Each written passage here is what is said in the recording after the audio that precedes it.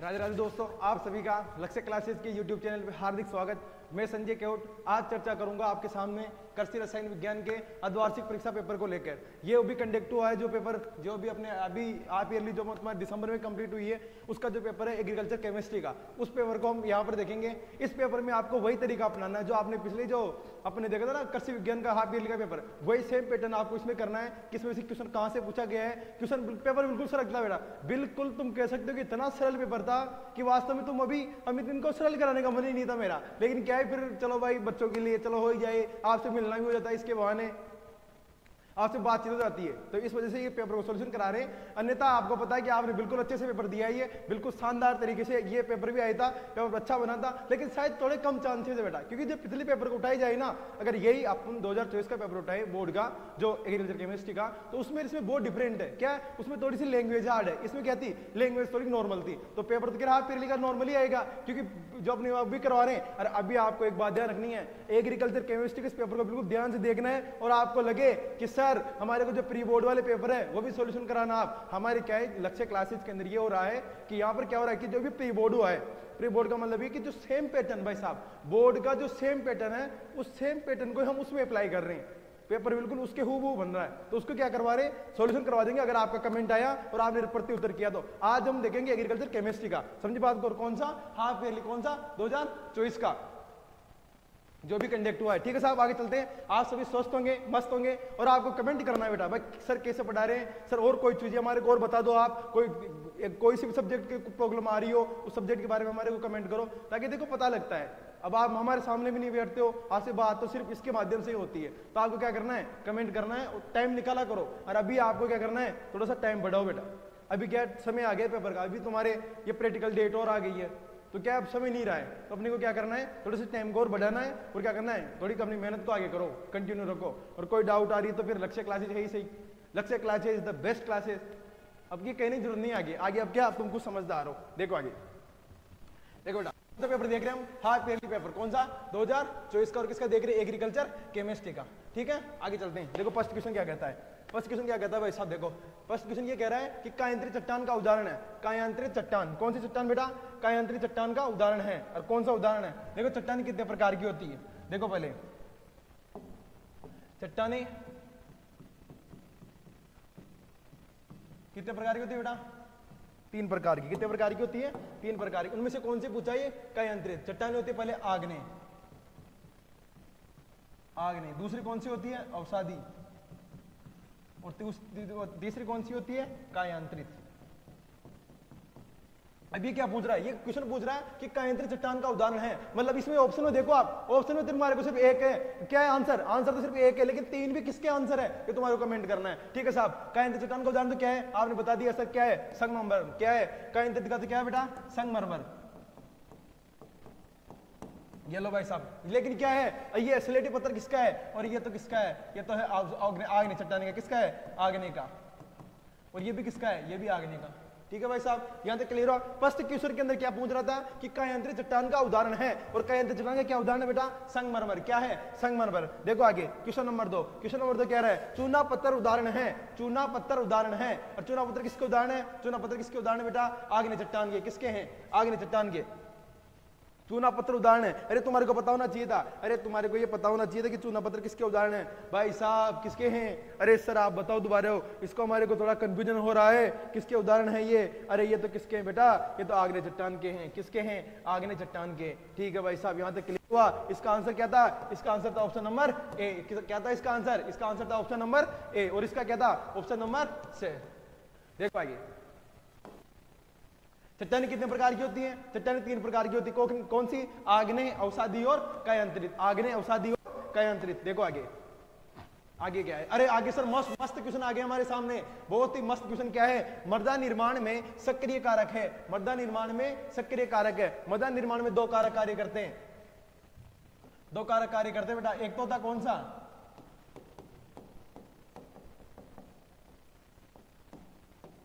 सक्रिय कारक, और दूसरा कौन सा होता है निष्क्रिय कारक। और सक्रिय कारक में कौन कौन से हैं,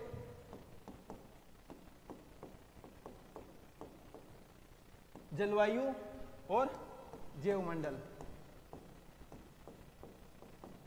जलवायु और जैवमंडली। तो कौन से कारक है? सक्रिय कारक। और निष्क्रिय कारक में कौन से आते हैं? निष्क्रिय कारक आती है स्थलाकृति, समय, और कौन सा है? पैतृक पदार्थ। ठीक है, इनमें से कौन सा आ रहा है? इनमें से कौन सा आ रहा है तुम्हारा आंसर? इसमें से देखो, इसमें से कौन सा आ रहा है? क्या है? मृदा निर्माण में सक्रिय कारक है। और सक्रिय कारक कौन सा है? पैतृक पदार्थ। तो मैंने कौन सा बताया? निष्क्रिय कारक। और समय भी क्या है? निष्क्रिय कारक। और धरातल भी क्या है? निष्क्रिय कारक। तो बचा क्या? जलवायु। जलवायु कौन सा कारक है? सक्रिय कारक। ठीक है, ऑप्शन नंबर बी। ठीक है भाई साहब, आगे देखो, वायुमंडल में सर्वाधिक प्रतिशतता में होती है। वायुमंडल में सर्वाधिक प्रतिशतता में होती है। अरे तुम्हारे को बताने की जरूरत नहीं भाई साहब, क्या होती है? अरे वायुमंडल है ना, इसमें सर्वाधिक मात्रा में क्या होती है? क्या होती है बताओ? अरे कोई भी डाउट हो तुम कमेंट करो, बस तुम्हारा काम सिर्फ ये रहना चाहिए, कमेंट आना चाहिए मेरे सामने। बताओ क्या सर्वाधिक प्रतिशत मात्रा में? अरे सर सर्वाधिक प्रतिशत नाइट्रोजन होता है। बिल्कुल बेटा। और वायुमंडल सर्वाधिक मात्रा में क्या होता है? नाइट्रोजन। और कितना होता है? 78%, 78.9% होता है, 78.09%। ठीक है भाई साहब, इसका आंसर क्या है? Option number A. अरे आ रहा है क्या समझ में? आ रहा ना? बिल्कुल इसको देखते रहो कि सर आपने क्वेश्चन किस प्रकार करेक्ट कर रहे हो। जिसका एक्सप्लेनेशन हो सकता है उसका एक्सप्लेनेशन करवा रहे हैं। देखो आगे, ये करवाई दी तुम्हारे मृदा निर्माण में कारक।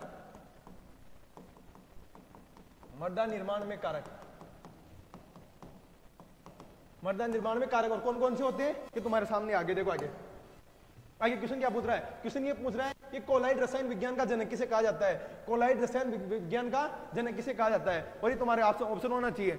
सर इसका ऑप्शन क्या है? इसके जेनीर, जोफेर, ये भी है क्या? हाँ, ये भी किसी के जनक है, जो तुम्हारे भी बता देंगे। तुम्हारे को तो कमेंट ये करना है कि कोलाइड रसायन विज्ञान का जनक किसे कहा जाता है? कोलाइड रसायन विज्ञान का जनक किसे कहा जाता है? सर आप पहले ऑप्शनों को बताओ ताकि हमारे थोड़ा क्लियर हो जाए। देखो ऑप्शन के अंदर पास देखो, ऑप्शन के अंदर क्या है? क्वेश्चन क्या पूछ रहा है कि ये विवुडोकुचेव किसके जनक है? विवुडोकुचेव बेटा मृदा विज्ञान के, सॉइल साइंस के। किसके जनक है? सॉइल साइंस के,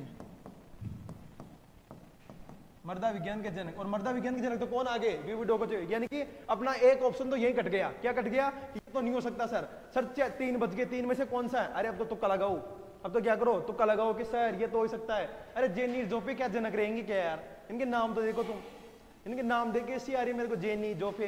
हाँ, अब यहाँ पर राजस्थानी भाषा में जोफे नाम होता है तो तुम छिड़े छिड़ा के मरा देते उसको। हाँ, हे जोफे इधर आ, हे जोफे इधर आ, नहीं बोलते क्या? बताओ। हाँ बताओ सर आगे, आप बताओ कोलाइड रसायन जनक। अरे ये तो कौन है? Thomas Graham. और ये क्या है? अरे ये क्या है? इनके देखो रे, देखो तुम देखो क्या है ये? कोलाइड रसायन विज्ञान के जनक कौन है? कोलाइड रसायन विज्ञान के जनक। अरे ये तो कौन है? Thomas Graham. कौन है? Thomas Graham. तो कौन सा रहेगा? ऑप्शन नंबर से। कमेंट करो जल्दी से अगला क्वेश्चन। निम्न में से 2 अनुपात टाइप, कितना का क्या है? 2 अनुपात 1 टाइप का मृतिका खनिज है। और कौन सा मृतिका खनिज है? तुरंत कमेंट करो भाई साहब। 2 अनुपात 1 का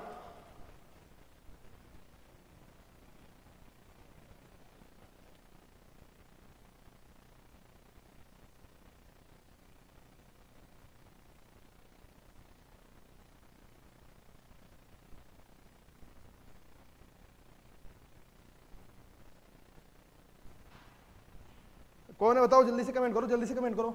2 अनुपात 1 का टाइप मृतिका खनिज कौन सा है? जल्दी से बताओ भाई साहब। अरे अभी बता रहे थे ना, कौन सा था? अरे सर आपने बताया, वो तो यही था क्या आंसर? आपने बता रहे थे जो ही। हाँ अरे यही। अरे इसका तो मोनोमोनोलाइट रहेगा। क्या रहेगा? 2 अनुपात 1 का। किसका? 2 अनुपात 1 का। तो कौन है? मोनोमोनोलाइट। और केवलोनाइट का कितना अनुपात होता है? केवलोनाइट का होता है 1 अनुपात 1। कितना होता है? 1 अनुपात 1। तो कभी पूछ ले कि 2 अनुपात 1, ये हर बार भाई साहब केवलिनाइट, मोन्टमोरलाइट, इलाइट, केवलिनाइट, मोन्टमोरलाइट और इलाइट, तीनों में से हर बार तुम उठा के देख लो पिछले वाले पेपर, हर बार क्वेश्चन आया वहां से, क्योंकि ये फिक्स है। ये चीजें क्या है? फिक्स है, इनको रखनी पड़ेगी तुम्हारे को। ठीक है, तो 1 अनुपात 1 किसका रहता है बेटा? मृतिका खनिज का। आगे देखो क्वेश्चन क्या कह रहा है? निम्न में से सबसे अधिक सीईसी होती है। और सीईसी की फुल फॉर्म भाई साहब बताओ। पहले ये क्वेश्चन करो तुम सॉल्यूशन, क्या कि सीईसी की फुल फॉर्म क्या होती है? किसी को यही नहीं पता है। तुम ये कमेंट करोगे, मैं तब तक इसका सॉल्यूशन कराता हूं। निम्न में सबसे अधिक सीईसी किसकी होती है? केवलिनाइट की, क्लोराइड की, इलाइट की या ह्यूमस की? किसकी होती है? सर ह्यूमस की होती है, ह्यूमस की होती है। लेकिन कितनी होती है भाई साहब? क्वेश्चन तो क्या पूछा था? क्वेश्चन सिर्फ इतना पूछा क्या कि निम्न में से सबसे अधिक सीईसी होती है। लेकिन मेरा क्वेश्चन क्या है कि कितनी होती है? तो बताओ जल्दी से। ये होती है बेटा कितनी? मैं बता देता हूं तुम्हारे सामने। ये होती है 100 से 300 सेंटीमोल प्रति किलोग्राम। कितनी होती है? 100 से 300 सेंटीमोल प्रति किलोग्राम। और किसकी होती है? ह्यूमस। ह्यूमस क्या है? कार्बनिक पदार्थ। क्या है? कार्बनिक पदार्थ। ठीक है भाई साहब, क्लियर हुआ यहां तक? आगे देखो, इसका आंसर क्या था? इसका आंसर ऑप्शन नंबर बी। देखो, पीएच तथा पीओच का योग सदैव होता है। अरे ये पता, पहले तुम क्वेश्चन ये कमेंट करोगे। एक दिन तुम्हारे सामने क्वेश्चन पढ़ाया मैंने, अभी दिया था तुम्हारे को। क्या दिया था? कि सीईसी की फुल फॉर्म क्या होती है। अगर नेक्स्ट क्वेश्चन क्या है? नेक्स्ट क्वेश्चन ये है कि चलो ये मैं बताता हूं, तुम्हारे को नहीं आएगा। अरे तुम्हारे को क्या, ये सब कुछ बताना पड़ता है। देखो, पीएच तथा पीओच का योग सदैव कितना होता है? ये तो होता है सर कितना? 14। कितना होता है? 14। और कितना होता है? अगर क्वेश्चन देखे बोले संख्या कितनी होती है, तो संख्या कितनी होती है बेटा? 15। कितनी होती है? 15। ठीक है भाई साहब, पीएच तथा पीओच का योग सदैव 14 होता है। लेकिन तुम्हारे सामने क्वेश्चन ये था कि पीएच की खोज किसने की थी? पीएच की खोज किसने की थी और कब की थी? कमेंट कर देना भाई साहब। अगर आता है तो कमेंट करोगे, नहीं आता तो कहां से करोगे भाई साहब? बिल्कुल सही बात है सर। इसका आंसर बता दो। इसका आंसर इससे है। देखो आगे, ये सही इसी के बतानी है तुम्हारे को। ये क्वेश्चन तुम्हारे सामने पड़े हुए हैं, इनको बताना ही है आंसर इनके। अम्लीय मृदा का पीएच होता है, बताओ अम्लीय मृदा का पीएच कितना होता है? अम्लीय, क्षारीय, लवणीय, उदासीन। अरे इनके पीएच बता रखे हैं ना, कितना होता है पीएच बताओ? अम्लीय मृदा का पीएच होता है, सर आप भी बता दो। हाँ मैं तो बताऊंगा इसे, जल्दी से बताओ, तुरंत आंसर आ जाना चाहिए। हाँ सर बताओ कितना होता है? अरे अम्लीय मृदा का पीएच कितना होता है? 7 से कम। ये तो कौन सी आ गई? अम्लीय। और क्या 7 से कम हो जाए तो क्या है? अम्लीय। और 7 से अधिक तो क्या है? क्षारीय। 7 से अधिक क्या है? क्षारीय। ठीक है भाई साहब। और 7 भी क्या है? उदासीन। 7 से क्या है? उदासीन। अरे एक क्वेश्चन में डाउट आ रहा है बच्चों को, अरे एक क्वेश्चन में बच्चों को डाउट आ रहा है कि सर इसका आंसर क्या रहेगा? इसका आंसर सर आग निचता रहेगा। अरे सर ये कहां हो गया? यहां तो क्या है सर, थोड़ा कंफ्यूजन रह गया हमारे। चूना पत्थर उदाहरण है। अरे चूना पत्थर औषधि का है, किसका है? अरे चूना पत्थर औषधि का है भाई साहब। चूना पत्थर किसका है? चूना पत्थर किसका आंसर है? भाई बेटा करेक्शन करना। अरे करेक्शन करना है मेरे लालो, यहां पर क्या होना चाहिए था? अरे औषधि का आएगा चूना पत्थर। तुम्हारा कमेंट नहीं आया, एक क्वेश्चन दिया तुम्हारे को, उसका आंसर तुम नहीं कर पाए। इसका क्या रहेगा? औषधि। औषधि किसका उदाहरण है बेटा? चूना पत्थर। ठीक है भाई साहब, ये क्लियर होगा। ठीक है, इसका आंसर क्या रहेगा? Option number B. तुम्हारे सामने तो कुछ भी करवा दो, तुम्हारा कोई मतलब नहीं है। देखो कहां तक पहुंच गए थे अपन? हाँ यहां तक हो गया था, ये करवा दिया था। क्या होता है? क्षारीय, उदासीन और अम्लीय। तो क्या पूछ रहा है? अम्लीय मृदा। अम्लीय मृदा का ऑप्शन नंबर क्या रहेगा? Option number B. देखो आगे, आगे क्वेश्चन क्या कह रहा है? ऑप्शन ये कह रहा है कि बुझे हुए चूने का रासायनिक सूत्र क्या होता है? बुझे हुए चूने का रासायनिक सूत्र क्या होता है? अरे क्या होता है रासायनिक सूत्र? बताओ बुझे हुए चूने का। सर मैं बताता हूं, अरे मैं सब कुछ बता दूंगा तुम्हारे को। देखो ये तो किसका है? ये तो किसका है? बुझे हुए चूने का। और ये किसका है? और ये किसका है? बताओ भाई साहब, जल्दी से बताओ। Calcium carbonate. यहां पर क्या आएगा? अरे यहां पर बिंदी नहीं आएगी मेरे लाला। कैल्शियम कार्बोनेट किसका है? अरे बताओ जल्दी से बताओ। ये तो क्या है? बिना बुझा हुआ चूना। क्या है? बिना बुझा हुआ चूना। बिना बुझा हुआ चूना। इसका सूत्र क्या होता है? इसका सूत्र होता है कैल्शियम ऑक्साइड। और ये देखो क्या है इधर? Calcium carbonate. और किसका है ये? अरे ये तो चूना पत्थर। क्या है? चूना पत्थर। सर पूरा एक्सप्लेनेशन हो गया पूरे पेपर का, मतलब तीनों 4 ऑप्शन थे वो सब कुछ करवा दिए। ठीक है, इसका आंसर क्या था? ऑप्शन नंबर से। देखो आगे, धान में खेरा। अरे यार ये तो अपने एग्रीकल्चर का आ गया, ये तो अपने एग्रीकल्चर का आ गया। नहीं है क्या? धान में खेरा रोग। भाई साहब जब धान स्टार्ट होता है तब फर्स्ट डिजीज यही बताई जाती है कि धान में कौन सा रोग होता है? खेरा रोग। और जेड का पेपर उठा के देखना तुम, अरे तुम जेड का पेपर उठा के देखोगे ना भाई साहब, ये तुम्हारे अगर 10 पेपर उठा लिया तो 8 में मिलेगा ही। कितने में मिलेगा? 8 में। और हर बार यही लाइन कि धान में खेरा रोग किस पोषक तत्व की कमी से होता है? धान में खेरा रोग किस पोषक तत्व की कमी से होता है? अरे ये पूछ पूछ के एग्जामिनर पागल हो गया कि कितने क्वेश्चन पूछा था हर बार, और बच्चे इसका आंसर करके आते हैं क्या? जिंक करके आते हैं। जिंक बिल्कुल सही आंसर है सर। किसकी कमी से होता है? ये जिंक की कमी से। और कौन सा रोग होता है? धान के अंदर खेरा रोग। कौन सा रोग? खेरा रोग। खेरा रोग में क्या होती है? और जो पत्तियां होती है ना धान की, वो पत्तियां क्या हो जाती हैं? ये पोषक तत्व की कमी हुई और पत्तियां क्या हो जाती है? झुलस जाती है। तो किसकी कमी नहीं होनी चाहिए भाई साहब? जिंक की कमी नहीं होनी चाहिए। अगला देखो, इसका आंसर क्या रहेगा? इसका आंसर रहेगा ऑप्शन नंबर बी। अगला देखो, अमोनियम सल्फेट उर्वरक का मृदा पर प्रभाव डालता है। अरे यार उसमें आ गया ना यार, क्या आ गया? सोडियम आ गया। तो सोडियम का प्रभाव डालता है? क्षारीय डालता है। इतनी सोचने की क्या जरूरत है? क्वेश्चन को सोचना नहीं है, जो क्वेश्चन आ रहा है उसको तुरंत करो अप्लाई। जिसमें ज्ञान लगाने की जरूरत है वहां लगाओ ना। अभी आगे बताऊंगा कहाँ ज्ञान लगाना है। क्षारीय कौन सा प्रभाव छोड़ता है? क्षारीय, क्योंकि क्या आ रहा है? सोडियम आ रहा है। इसे तुम्हारे पता लगना चाहिए। देखो आगे इसका आंसर क्या रहेगा? इसका आंसर रहेगा ऑप्शन नंबर ए। आगे देखो आगे क्या है? अरे सर्वाधिक कृषि रसायनों के डिब्बों पर चेतावनी अंकित रहती है। अरे कभी देखा क्या? अरे जो अपने केमिकल लेके आते हैं ना घर पे, जैसे किसी फसल में छिड़कने के लिए, तो उस पर रंग का टैग लगा रहता है, किस पे हरा लगा रहता है। जैसे अपने बिस्कुट आता है ना खाने का, अरे पार्ले जी बिस्कुट उठाना, उस पर देखना, उस पर लगा रहता है हरे रंग का। तो क्या है वो? सबसे कम जहरीला। क्या है? जहरीला मतलब जहर तो प्रकट करेगा तुम्हारे उसमें पेट के अंदर, लेकिन क्या करेगा? कम करेगा। क्या करेगा? कम करेगा। तो ये क्या रंग के आधार पर बांटा गया है। तो कितने रंग दे रखे? 4। तो चारों के लिख लो एक साथ ही। देखो देखो सर्वाधिक, यहां लिखो, अलग से बता दे तुम्हारे को। रसायनों के डिब्बों पर अंकित रंग। देखो फर्स्ट कौन सा रहता है? फर्स्ट रहता है बेटा लाल रंग। मैं भी इधर वही रंग लूंगा, जो क्या होगा उधर से लाल होगा वो इधर ही आएगा, लाल रंग। दूसरा कौन सा है? दूसरा कौन सा दे रखा तुम्हारे? पीला रंग। तो मैं भी पीले रंग से लिखूंगा, पीला रंग। और तीसरा कौन सा दे रखा बेटा? नीला रंग। और लास्ट क्या है? हरा रंग। तो लिखो नीले रंग।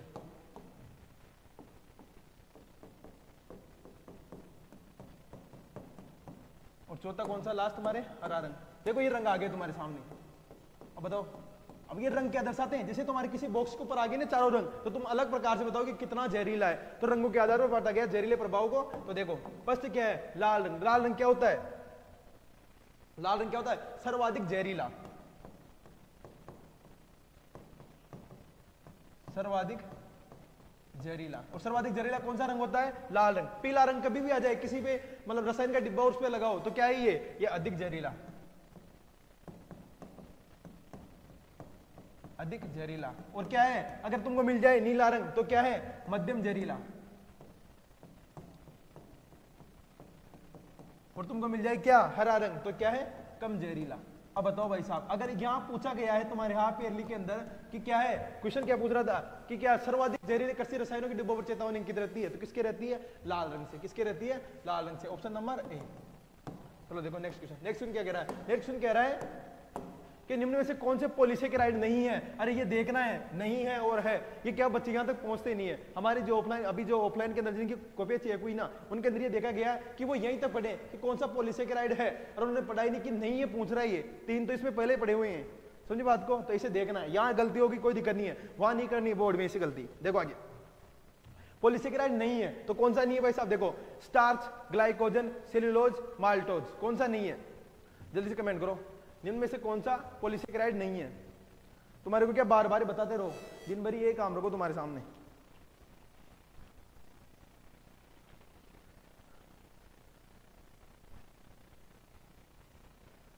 नहीं मिला तुम्हारे को आंसर? नहीं मिलेगा। मेरे को बताना कहां से मिलेगा तुम्हारे को।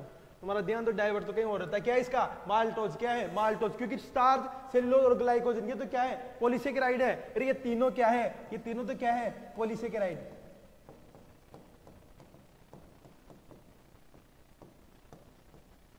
तीनों तो क्या है? ये पॉलीसेकेराइड। इनमें से कौन सा नहीं है? माल्टोज नहीं है। तो इसका आंसर क्या रहेगा? Option number D.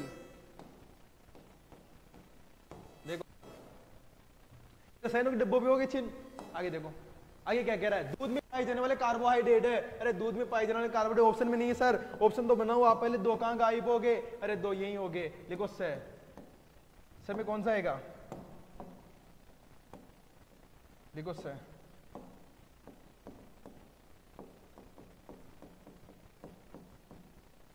लैक्टोज। और क्या है? द में कर दो ग्लूकोज। तो क्या है इसका आंसर? अरे इसका आंसर है दूध में पाए जाने वाला कार्बोहाइड्रेट कौन सा है? अरे रटा दिया कब से कि दूध का सफेद रंग किसके कारण होता है। तुम कमेंट करो पहले। तो पहले कमेंट क्या करोगे? कमेंट ये करोगे, तुम्हारे सामने 3 क्वेश्चन दिखे जा रहा हूं भाई साहब, और तीनों क्वेश्चन का ऐसे कमेंट करोगे जैसे मैं लिख रहा हूं। दूध का सफेद रंग किसके कारण होता है? सेकंड क्वेश्चन है दूध का पीला रंग। नेक्स्ट क्या है, नेक्स्ट क्वेश्चन है, 3 क्वेश्चन देके जा रहा हूं। दूध में कौन सा विटामिन पाया जाता है? दूध में कौन सा विटामिन? सर हमारे तो सुबह सुबह दूध पिलाती है ना मम्मी, डाइट हम तो पी जाते हैं, हम उसमें देखते ही नहीं है कि क्या है इसमें विटामिन है, कि सफेद रंग किसके कारण है, सर लाल क्यों नहीं होता दूध। अरे तो वही तो बता रहा हूँ तुम्हारे को, ये तीनों क्वेश्चन कमेंट करो। अगर ये नहीं आए तो अगली वीडियो में ये बताऊंगा कि दूध कैसे, यहाँ लेके आऊंगा बाल्टी भर के एक, और फिर उसको दिखाऊंगा तुम्हारे बीच में ये विटामिन है, इसके अंदर दूध सफेद रंग किसके कारण होता है, ये सब मेरे को करना पड़ेगा। तुम बोल दो भैंस को भी लिया हो, यही दुआरी कर लेना हमारे सामने, ऐसा थोड़ी होगा बेटा, ऐसा नहीं होगा। जहां तक हो सकता है पॉसिबल वही तक करवाएंगे। इसका आंसर क्या है? इसका आंसर इससे है। देखो आगे आगे के आगे, अब ये क्वेश्चनों के कमेंट करना है, इनके आंसर सुन रहे हो ना, इधर इधर देख रहे हैं, इधर देखो इस बोर्ड पे, ये इनके कमेंट करना आंसर चारों के। ये जो तुम्हारे 3 ही लिख के ना, और क्या लिख रखा है, एक इसके कमेंट करना है। 3 चारों के आंसर आ जाने चाहिए मेरे पास। नहीं आए तो फिर यहीं से बॉक्सिंग मार दूंगा मैं। भाई साहब मेरे को अच्छी तरह से मारना आता है। हाँ सर आप ऑनलाइन मार सकते हैं, बिल्कुल, अभी इधर से मौका पड़ेगा उधर निकल जाएगा। ये फालतू बातें मेरे सामने नहीं चलेगी। तुम्हारे तो बस कमेंट करने का काम रहना चाहिए, इधर के उधर बस इंस्टाग्राम चलाने में रहेगी तुम, मेरे को पता है ना। रिक्त स्थान की पूर्ति करे। देखो रिक्त स्थान में क्या पूछ रहा है, रिक्त स्थान में प्रथम क्या पूछ रहा है, प्रथम ये पूछ रहा है कि मर्दा शब्द की उत्पत्ति, क्या मर्दा शब्द की उत्पत्ति कौन सी लैटिन भाषा की शब्द से हुई है? अरे शब्द से हुई ना, अरे लैटिन भाषा का तो है, तो लैटिन भाषा का कौन सा शब्द है वो इंपॉर्टेंट है। तो कौन सा है सर, आप बताओ हमारे को। अरे तो वह कौन सा है, वह सोलम। क्या है? सोलम।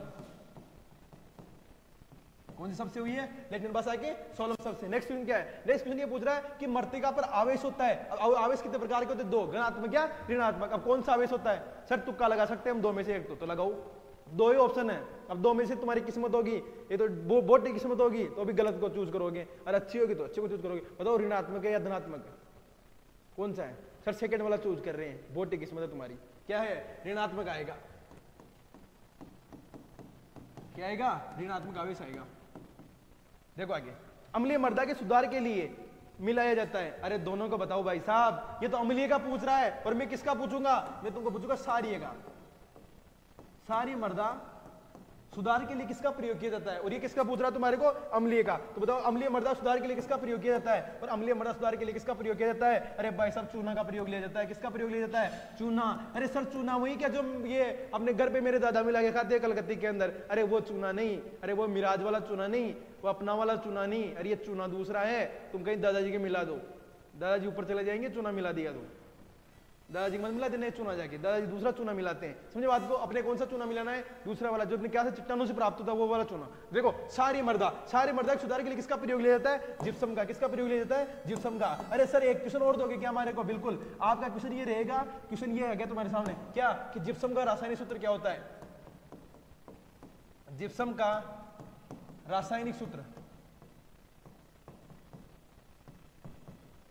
जिप्सम का रासायनिक सूत्र क्या होता है? तुरंत कमेंट आना चाहिए भाई साहब, तुरंत कमेंट आना कि जिप्सम का रासायनिक सूत्र क्या होता है। ये आगे तुम्हारे सामने। अब बताओ ये कहां स्थित है? अगर नेक्स्ट क्वेश्चन, केंद्रीय मृदा लवणता अनुसंधान संस्थान कहां स्थित है? और ये तो स्थित है कहां पर? करनाल हरियाणा के अंदर। कहां स्थित है? करनाल। और करनाल कहां पड़ता है? ये हरियाणा के अंदर। ठीक है भाई साहब, ये क्लियर हुए अपने रिक्त स्थान। आगे देखो जल्दी से, अरे जल्दी से देखो, टाइम नहीं इतना। अब आगे देखो, पौधे नाइट्रोजन किस रूप में ग्रहण करते हैं? 2 रूपों में ग्रहण करते हैं, सबको पता है कौन कौन से? अमोनियम और नाइट्रेट। अमोनियम और नाइट्रेट। सर स्पीड से क्यों करवा रहे हो? अरे हमारे ऑफलाइन वाले बच्चे आ जाते हैं भाई साहब। ऑफलाइन वाले क्या होते हैं? बहुत बच्चे, बहुत आपको क्या बताऊं, बहुत साल क्या बताऊं, अरे तुम्हारे सामने बोलेगा, मैं नहीं कर रहा मेरा भी। कभी आओ इधर, ऑफलाइन वाले आओ, ऑफलाइन आओ, तुम्हारे को मिलाऊंगा उनसे। ऑनलाइन वालों कभी आओ, यहाँ मिलाऊंगा तुम्हारे सामने, चाटे मारूंगा सबके। अपनी क्लास को सेव उन्हें नहीं देते हूँ। देखो आगे, आगे क्वेश्चन क्या कह रहा है? वे सभी रासायनिक तत्व जो पौधों की वृद्धि तथा उपापचय के लिए आवश्यक होते हैं। अरे जो आवश्यक रहेंगे कौन से पोषक तत्व कहलाएंगे? आवश्यक पोषक तत्व। इतना सोचने की क्या जरूरत है? तुम क्या सीरियस हो जाते हो बेटा? मेरे को बता, जब तुम इंस्टाग्राम पे रील देखता हो ना तुम, तब तो सीरियस नहीं होते तुम, यहाँ हो जाते हो।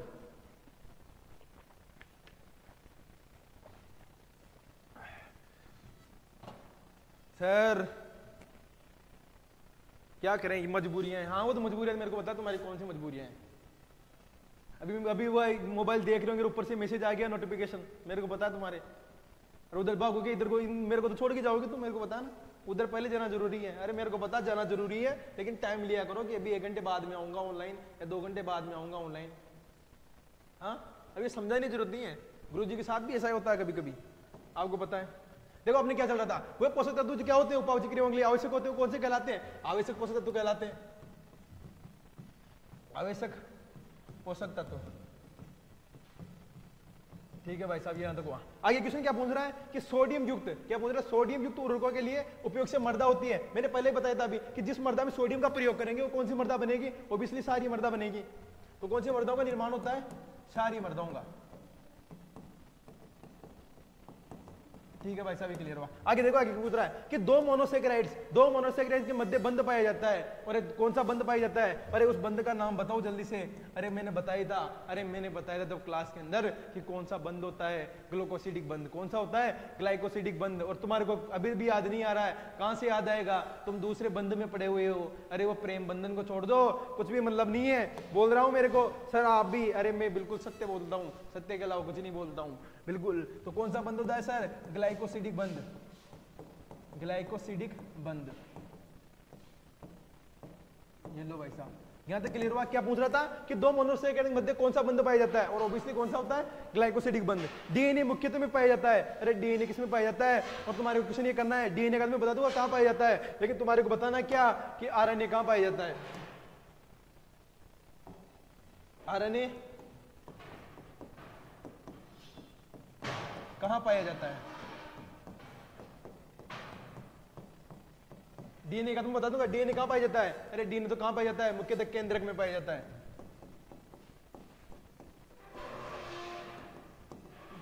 बोलो भाई साहब, ठीक है, यहां तक क्लियर हुआ। आगे का देखो, आगे का जल्दी से। ये आगे कौन से सुक्रोज, ये दो और बच रहे हैं, इसको कर लो जल्दी से। सुक्रोज के जल अपघटन से प्राप्त होते हैं। अरे सुक्रोज का जब जल अपघटन करोगे तो क्या प्राप्त होगा, सुक्रोज किसमें पाया जाता है। अरे सर आप ही बताओ पूरा है हमारे को। हाँ लिखो रे बेटा, लिखो तुम क्या सब कुछ मेरे से पूछोगे आज। लिखो, इसका अपघटन करेंगे तो क्या प्राप्त होगा अपना, ग्लूकोज प्लस फ्रक्टोज।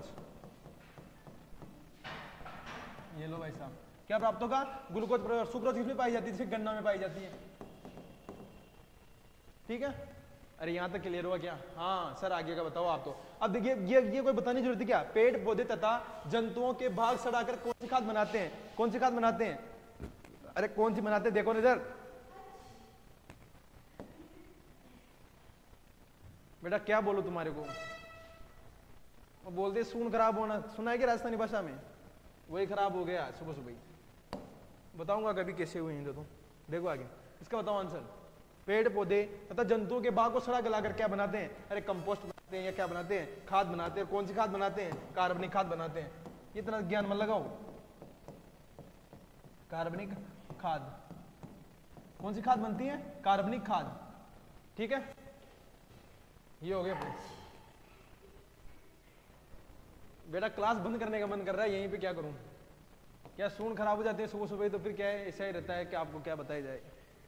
देखो आगे अपने क्या कहना, संयोजन बल किसे कहते हैं। अरे संयोजन बल किसे कहते हैं, दो समान पदार्थों, क्या, दो समान पदार्थों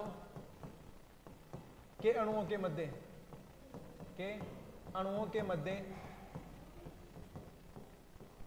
लगने वाला बल, और क्या कहलाता है, संयोजन बल कहलाता है। ठीक है भाई साहब, ठीक है, किसे कहते हैं, परिभाषा पूछिए, इसका उदाहरण पूछिए तो क्या करोगे। अरे जल के दो अणु ना, जो जल के दो अणुओं के मध्य जो बल लगेगा उसको क्या बोलते हैं, संयोजन बल। क्या बोलते हैं, संयोजन बल। तो उदाहरण निकला था, उदाहरण लिख लो। उदाहरण क्या लिखोगे, जल के दो अणुओं के मध्य, जल के दो अणुओं के मध्य, ठीक है, लगने वाले बल को क्या बोलते हैं, संयोजन बल बोलते हैं। किसका है, अति लघु में। अरे ज्यादा नहीं लिखना है, क्या करोगे तुम परिभाषा को, आपको इसकी तो संयोजन बल के बारे में आता है तो भाई साहब एक पेज छाप दिया, ऐसा नहीं करना है। नंबर भी देखना है, कितने नंबर का आता है तुम्हारे, एक नंबर का, तो एक नंबर के हिसाब से लिखो। आगे क्या, धनायन विनिमय क्षमता की इकाई क्या होती है। अरे ये पहले मैं पूछा था ना, cation action capacity CC full form क्या होती है, धनायन विनिमय क्षमता। क्या होती है, धनायन विनिमय क्षमता। उसको किसमें मापते हैं, इसकी इकाई क्या होती है, तो लिखो धनायन विनिमय क्षमता की इकाई, और इकाई क्या होती है, सेंटीमोल प्रति किलोग्राम, सेंटीमोल प्रति किलोग्राम। ठीक है भाई साहब, ये हो गया किसकी इकाई, धनायन विनिमय क्षमता की इकाई। आगे देखो, आगे क्वेश्चन क्या पूछ रहा है कि पीएच किसे कहते हैं। अरे यार ये छोटी मोटी परिभाषा लेके आते हो तुम। हाँ, पीएच किसे कहते हैं, लिखो H+ आयनों का ऋणात्मक लघु गुणक, ऋणात्मक लघु गुणक, और क्या कहलाता है? पीएच कहलाता है। मैंने क्वेश्चन पूछा तुम्हारे शायद पहले अभी इसे ये वीडियो के अंदर जब पीएच और पीओ चाहिए था कि पीएच की खोज किसने की थी, पीएच की खोज किसने की थी, एक क्वेश्चन था तुम्हारे सामने और किसने की थी नहीं पता होगा तो लिखो, मेरे को पता कहां से याद आएगा, कहां से याद आएगा? अरे तुम क्या सुनोगे आज पूरे शब्द मेरे से आज ही। पीएच की खोज किसने की थी? सोरेनसन ने, किसने की थी? सोरेनसन ने। आगे देखो एएसपी क्या है, एएसपी का पूरा नाम लिखो। अरे एएसपी का लिख लो तुम, विनिमयशील, विनिमयशील सोडियम, विनिमयशील सोडियम प्रतिशतता, विनिमयशील सोडियम प्रतिशतता किसकी फॉर्म है? एएसपी की। अगला देखो अत्यंत गतिशील पोषक तत्व का नाम लिखो। अत्यंत गतिशील किसमें पूछ रहा है? अभी ना तो इसने मर्दा दिया न क्या दिया, पौधों। अब किसमें पूछ रहा है? तो तुम्हारे हिसाब से क्या लिखना है? दो पोषक तत्व लिख दो कोई से भी। लिखो अत्यंत, क्या लिखोगे? अत्यंत गतिशील। और अत्यंत गतिशील में कितने आएंगे? दो आएंगे। और कौन से आएंगे? दो के अंदर। देखो कौन से आएंगे? दो लिख लो तुम्हारे साथ। वैसे नाइट्रोजन लिख सकते हो, दोनों में यही हो, मर्दा में और पौधों के अंदर। तो लिख लो नाइट्रोजन। नाइट्रोजन साथ में लिखना चाहो तो क्या लिख सकते हो? फास्फोरस।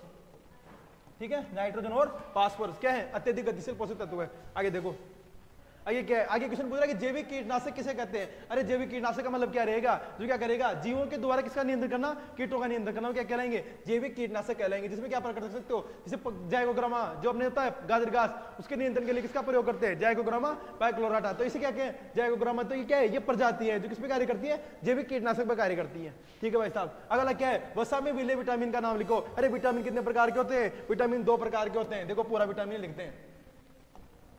विटामिन, विटामिन की खोज किसने की थी? भाई साहब अल्टीमेट क्वेश्चन। सर ये क्वेश्चन आप सोल्व करवा रहे हो, क्वेश्चन दे रहे हो हमारे को? अरे क्या करूं, तुम्हारे को छोटे मोटे क्वेश्चन दे देता हूं तो गुस्सा मत हो ना। अरे कहीं नाराज हो के कहीं मेरे ऊपर आ जाओ दादाओ, ऐसा मतलब नहीं है। किसने खोज की थी विटामिन की? ये बताओ तुम तो। विटामिन की खोज किसने की थी ये बताओ। और तुम्हारे को करना क्या है? तुम्हारे को क्या करना है कि दो भागों में बांटा गया विटामिन को। कौन कौन से? एक तो कौन से विले? वसा विले, वसा विले। और दूसरे कौन से बेटा? जल विले। वसा विले और जल विले कितने भागों में बांटा गया है? दो भागों में। कौन से हैं इसमें से? क्वेश्चन ये पूछ रहा था, क्या पूछ रहा था तुम्हारे सामने क्वेश्चन? क्वेश्चन ये था कि कौन सा वसा विले विटामिन का नाम लिखे। वसा विले विटामिन कितने आएंगे? दो भागों में बांटा गया है। और खोज किसने की थी ये भी हम बता देंगे। तो क्या है? विटामिन कितने प्रकार के होते हैं? दो प्रकार के, वसा विले और जल विले। वसा विले कौन कौन से होते हैं? देखो विटामिन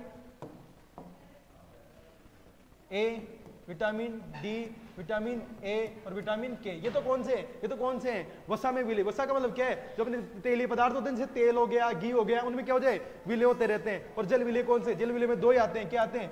बी और सी। कौन से हैं? बी और सी। इसमें कौन सी होता है? सी का मतलब क्या होता है? Ascorbic acid. क्या होता है? Ascorbic acid. ठीक है भाई साहब, यहां तक क्लियर हुआ? बिल्कुल सर। इसकी खोज किसने की थी ये तो तुम बताओगे कि विटामिन की खोज किसने की थी और पीएच की खोज किसने की थी, तो बताई दिया तुम्हारे सामने। देखो क्वेश्चन क्या था कि वसा में मिला विटामिन का नाम क्या लिखे, उधर बता दिया। खाद की परिभाषा क्या होती है? अरे खाद की परिभाषा क्या होती है? किसी भी जैविक पदार्थ जैसे हो गया, किसी भी खाद सड़े हुए पदार्थ को गलाकर जो उत्पाद बनाई जाता है वो क्या कहलाती है? खाद कहलाती है। आगे देखो, आगे देखो, आगे क्या पूछ रहा है? लघुत्तरात्मक प्रश्न। आगे क्या? आगे लघुत्तरात्मक प्रश्न। देखो उसमें तो क्या थे? उसके तुम्हारे एक नंबर के थे, तो तुम्हारे को आंसर भी क्या करना था? एक एक लाइन के अंदर आंसर करना था इनका। तो अपने क्या करना है? यहाँ पर लिखना है कि लमसम दो खाद में 3 या 4 लाइन के अंदर आंसर रहना चाहिए इनका। तो क्या पूछ रहा है? पृष्ठ मर्दा व अवमर्दा में अंतर लिखिए। दो प्रकार की मर्दाएं होती है। देखो मर्दा पूरा एक्सप्लेन करते हैं। मर्दा कितने प्रकार की रहती है? 2 प्रकार की। एक तो क्या होती है? पृष्ठ मर्दा और दूसरी कौन सी रहती है? अवमर्दा। देखो इसके अंदर पष्ट, देखो इसके अंदर पष्ट क्या है? ये क्या है? और पष्ट मर्दा क्या होती है और अवमर्दा क्या होती है? जो क्या रहेगी? पष्ट मर्दा और अवमर्दा के अंदर पष्ट अंतर तो ये है कि पष्ट मर्दा कहां पाई जाती है? जो मर्दा की सतह होती है 0 से 15 सेंटीमीटर तक जो मर्दा पाई जाती है उसे तो क्या कहते हैं? पष्ट मर्दा। और 15 सेंटीमीटर से अधिक गहराई पे पाई जाती है उसको क्या बोलते हैं? अवमर्दा। तो इसमें अंतर में फर्स्ट पॉइंट ये करना है। ये कितनी गहराई पर रहती है? ये रहती है 0 से 15 सेंटीमीटर। और ये कहां रहती है? ये रहती है बेटा कहां से? 15 सेंटीमीटर से अधिक।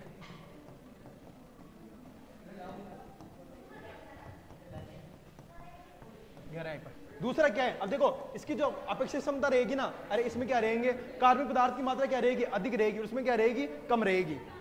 तो लिखो कार्बनिक पदार्थ अधिक रहेंगे, और इसमें क्या रहेंगे, कार्बनिक पदार्थ क्या रहेंगे, कम रहेंगे।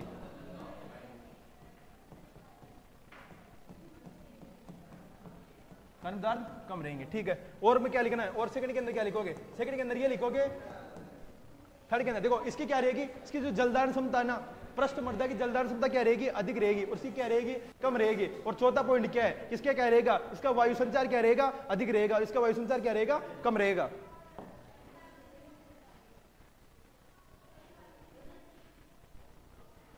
देखो इसकी क्या रहेगी, जलदान क्षमता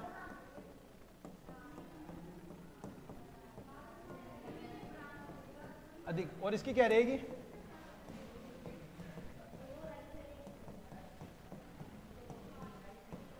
जलदान क्षमता कम रहेगी। देखो इसका लास्ट पॉइंट क्या है, इसका लास्ट पॉइंट है कि इसका जो वायु संचार है ना, वो वायु संचार क्या रहेगा, अधिक रहेगा, और इसका वायु संचार क्या रहेगा, कम रहेगा। देखो इसका वायु संचार अधिक रहता है और इसका वायु संचार क्या रहता है, कम रहता है। ठीक है, ये क्या पूछ रहा था तुम्हारे क्वेश्चन ये पूछ रहा था कि पृष्ठ मर्दा और मर्दा में अंतर लिखे। नेक्स्ट क्या है, ह्यूमस का संगठन लिखे। अब ह्यूमस में बहुत सारे कारक आते हैं, कौन कौन से, देखो देखो पृष्ठ क्या आता है, तुम्हारे को जो मेन इंपॉर्टेंट है वो लिख देता हूं, इसके अलावा तुम आगे अपनी बुक से देख लेना या हमारे कोचिंग में जो नंबर है वहां से जुड़ जाना आप कैसे भी करके। देखो बेटा बात,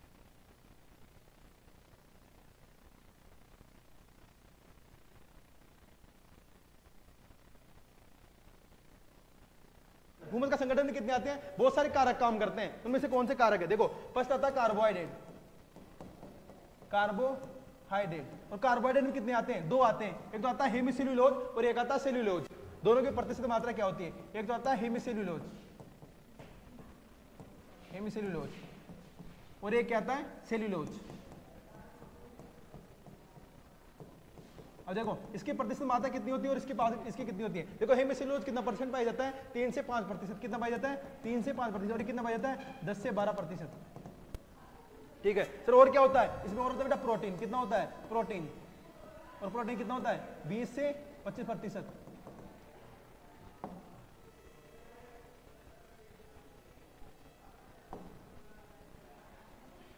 और नेक्स्ट क्या होता है इसके अंदर, और होता है, ये क्या होता है, वसा, क्या होती है, वसा।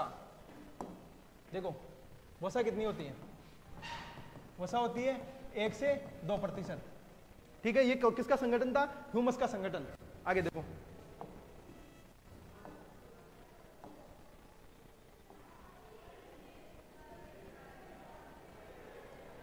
आगे देखो कहां तक हो गया था अपने हो गया था बेटा, ये यहां तक करवा दिया, ये हो गया, ये भी हो गया, ये भी हो गया, ये पेज खाली तीन कटाओ, ये भी हो गया।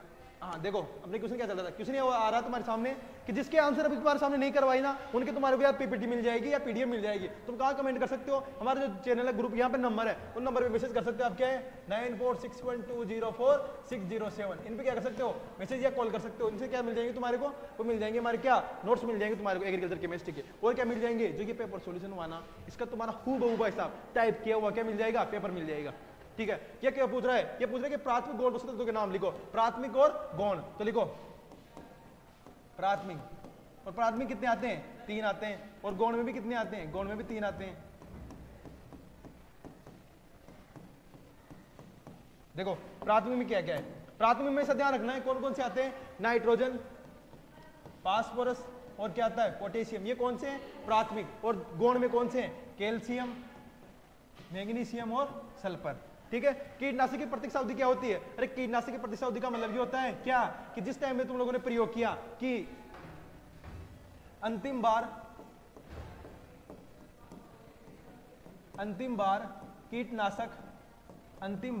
कीटनाशक का प्रयोग करने के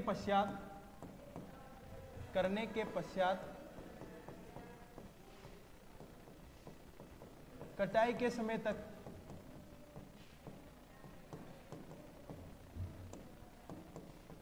जो अंतराल, कटाई के समय तक क्या रहता है, जो अंतराल, उसे क्या कहते हैं बेटा, प्रतीक्षा अवधि। उसे कहते हैं कीटनाशक की प्रत्यक्ष अवधि। समझ में आई बेटा बात की? क्या है कि कीटनाशक की प्रत्यक्ष अवधि क्या कहलाती है? क्या करेंगे अंतिम बार जब क्या करेंगे उनकी छिड़काव करेंगे ना, तब तक कटाई करेंगे, तो क्या जो बीच का अंतराल रहेगा वो क्या कहलाएगी? कीटनाशक की प्रतीक्षा अवधि। ठीक है भाई साहब सर, आगे आप बहुत बढ़िया करवा दिया हमारे। आगे क्या है? अरे ये आगे क्या है? माइकोराइजा। क्या है माइकोराइजा? तुम्हारे को अच्छे से आती है माइकोराइजा। क्या है तुम्हारे को अच्छे से आती है? क्या कहते हैं माइकोराइजा? क्या है? वो देखिए जड़ों में क्या है? सहजीवी संबंध पाया जाता है। देखो माइकोराइजा क्या है, और अगला क्या है? टोन दूध। 2 क्वेश्चन बचे बेटा। इसके अलावा क्या है? और इसके अलावा जो तुम्हारे और क्वेश्चन बच रखे हैं एग्रीकल्चर केमिस्ट्री के, जो और क्वेश्चन बच रखे हैं ना, उनका जो तुम्हारे नंबर बताए उन पे क्या करना? कमेंट ये कर देना मैसेज, ताकि क्या करेगा उससे तुम्हारे क्या मिल जाएगी? उसकी पीडीएफ मिल जाएगी। आगे देखो, अरे लापरवाही नहीं करनी है। प्रैक्टिकल की डेट आ गई तुम्हारे, पता है कि नहीं पता है? हाँ, तो प्रैक्टिकल डेट आ गई तो भी क्या कर रहा है तुम्हारी ये समय तो इसी में निकल जाएगा। और फिर तुम 2-5 घंटे इंस्टाग्राम चलाते हो, ये तुम्हारा ये समय खा जाएगा।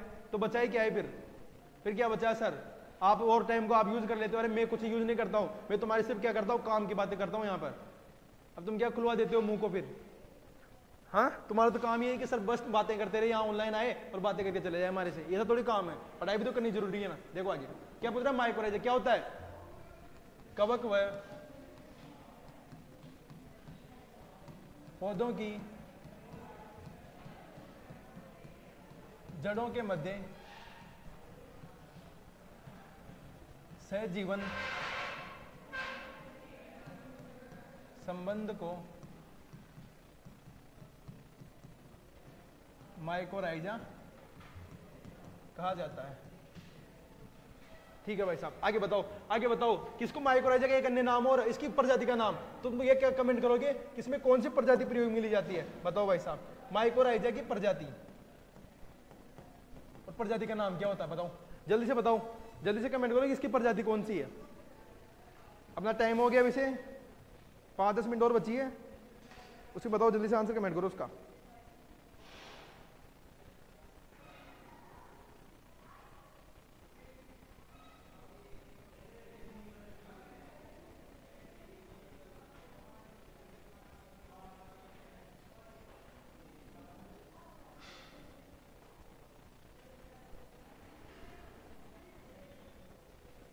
नहीं आएगा?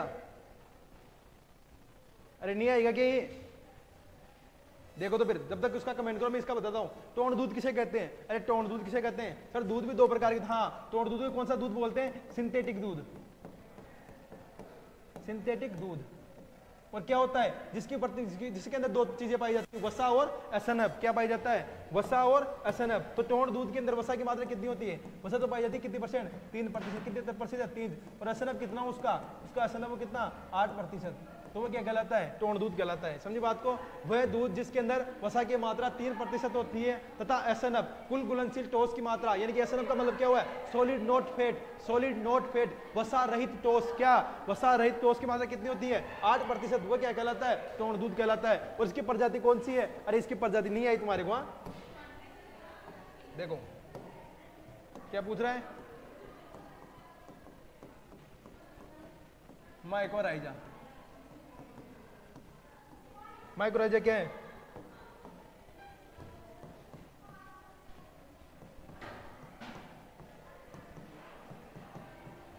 पौधों की जड़ों व कवकों के मध्य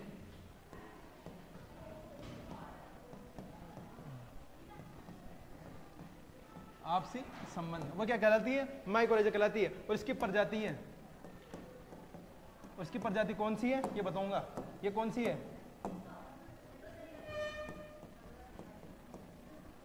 vesicular arbuscular mycorrhiza. Vesicular arbuscular mycorrhiza, जिसको शॉर्ट में क्या बोलते हैं? वार्म। ठीक है, ये हो गया। टोन दूध किसे कहते हैं? जिसकी वसा कितनी % हो? 3%। और एसएनएफ कितना हो? 8%। वो दूध कौन सा कहलाता है? टोन दूध।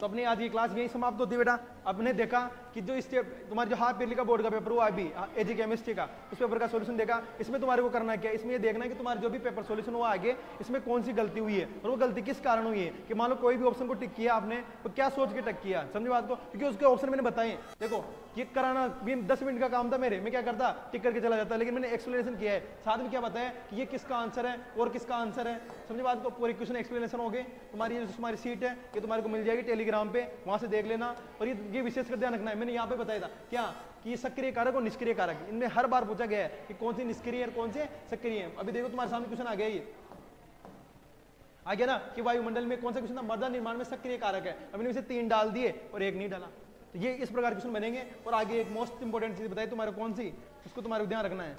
कहाँ गई, अरे ये रही ये वाली। भाई साहब ये तो पिक से रट लो तुम, ये एक क्वेश्चन तुम्हारे पिक्स आएगा इनमें से कि क्या कि डिब्बों के ऊपर कौन सा रंग अंकित रहता है। ये तुम्हारे लाल, पीला, नीला और हरा, और इन पे क्या है कि सर्वाधिक जहरीला होता है। कभी अपने खाद्यान्न वाली चीजें होती है ना, सिर्फ बिस्कुट ही लिया ना तुम, आज जाके बिस्कुट में देख लेना कौन सा टैग लगा रहेगा, हरा रंग, उसका मतलब क्या है वो कम जहरीला है। प्रभाव तो छोड़ेगा वो, लेकिन क्या छोड़ेगा, कम छोड़ेगा। और अपने जो रसायन आते हैं जैसे अपने कोई दीवाई वाई छिड़कने के अपने केमिकल आते हैं ना जो अपने खेत के अंदर प्रयोग में लेते हैं, वो सभी क्या रहते हैं, लाल रंग वाले रहते हैं, क्या रहते हैं, सर्वाधिक जहरीले रहते हैं। ठीक है, तो आज की क्लास को यही विराम देते हैं। आप सभी का लक्ष्य क्लासेस के यूट्यूब चैनल पे हार्दिक स्वागत और अभिनंदन। लेकिन तुम्हारा क्या स्वागत करें, तुम डेली आते हो, स्वागत उसका किया जाता है जो प्रथम बार आता है। तुम तो डेली हमारे चैनल पे बने रहते हो, नहीं बने रहते क्या? हाँ सर बने रहते, इसका मतलब स्वागत नहीं करोगे? अरे स्वागत तो करेंगे, उसमें कौन सी बड़ी बात है। ठीक है, तो आप क्लास को एंजॉय करें, मस्त रहें, स्वस्थ रहें, पढ़ते रहें। अब समय नहीं रहा ज़्यादा, जितना समय रहा है उसको सदुपयोग लो।